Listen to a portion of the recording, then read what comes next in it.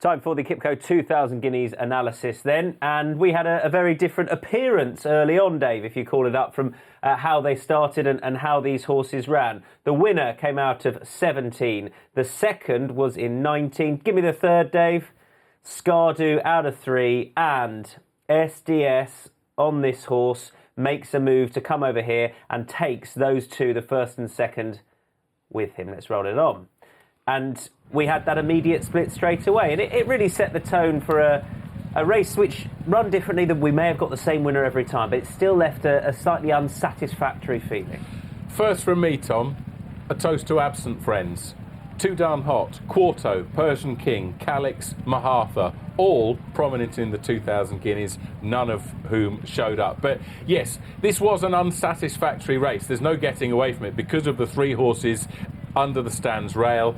We've got Shine So Bright making it. Obviously, the winner, Magna Grecia, is tracking him. Afterwards, lots of talk about whether there was a track bias. I think it was more to do with the pace, personally. I'm going to... we see it very shortly. I just want to get the point where we see clearly just how far ahead they are. Because at one stage you think it's very difficult to work out here where they are. And then here you start to get the impression that, yes, they are a good few lengths ahead. Who'd be a commentator, especially over a straight mile like this? And I think what we saw borne out for the rest of the weekend was that this wasn't a track bias issue per se. This was a pace issue where they were simply going quicker up this side. Look at the concluding handicap on Saturday, where the winner comes down the centre, overhauls the horse who is racing towards the stand side. Let's just have a look at a couple here. We've got 10 Sovereigns there in the first colours of Derek Smith. Out in front that horse was a 6 furlong Middle Park winner, stepping up to a mile here. We've got Scardu in behind there. May I do that? Yeah, I've given you a circle, but yes, he's tracking the pace right in the middle of that circle. Yep. Advertise in the white behind, who was second to Too Darn Hot in the Dewhurst. He was disappointing here. Shall we roll on the action? He was disappointing, wasn't he? Just not going at this stage, and Frankie Dettori reporting that he was never really travelling into the contest. This is where a few of them start to get at it. Magna Grecia over here is always travelling really nicely. I mean, to be honest, he's had his three-runner race set up perfectly for him. Yeah, he has. I mean, I think this is an unsatisfactory race. I certainly wouldn't say that it's an unjust result because, of course, this horse was winner of the Vertum Futurity Trophy on his final start at 3. Only defeat at the hands of Persian King here in the autumn.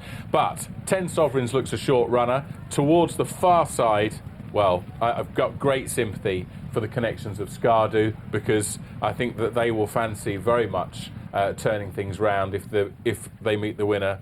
And James Doyle said he didn't know, because you see where he is. You see James Doyle there. This is where he is. Yeah. He cannot see all the way over here. He can't see how far ahead they are. He said he couldn't. His main thing was passing 10 Sovereigns. That's what he said. He felt just before the line he may have had the race won. For James Doyle, this is déjà vu all over again, isn't it? Because remember when Kingman in 2014, he's towards the far side. He's got to keep an eye on Australia towards the stand side, has to commit early and gets mugged close home by the 40-1 shot Knight of Thunder. Now, my plea to the Newmarket executive and the Jockey Club, let's have the stalls one side or t'other, because I feel that it doesn't matter if you get 2 or 3 groups in the Cambridgeshire. We don't care about the best horse in the Cambridgeshire, we care about the winner, right? You can carry 8 stone or 7 stone 12 to win the Cambridgeshire. But here, for the sake of the breed, we're trying to find the best horse. It's not satisfactory to have races like this, like the 2014 Guineas, where you had Australia under the stand side. Going back a few years, Rock of Gibraltar, where they were all over the shop. I say one side or t'other. If you're drawn 19 in a 19-runner race and the stalls are towards the far side, your jockey and your trainer, your connections, you've got 48 hours to work out what you're going to do. Here, it's not fair. Albert Einstein, if he was riding in this race, couldn't make a decision in 1.5 seconds, as James Doyle was asked to do. What am I going to do? So I say that, to me, putting the stalls in the centre of the track is a fudge. And too often now, it's resulted in an unsatisfactory race. One side or t'other. That's why they call it the luck of the draw. Deal with the cards you're given. And the winner is likely to stay over that trip. It is very likely to be the Curragh in a few weeks' time, and then the St James's Palace Stakes as well, staying at a mile for him.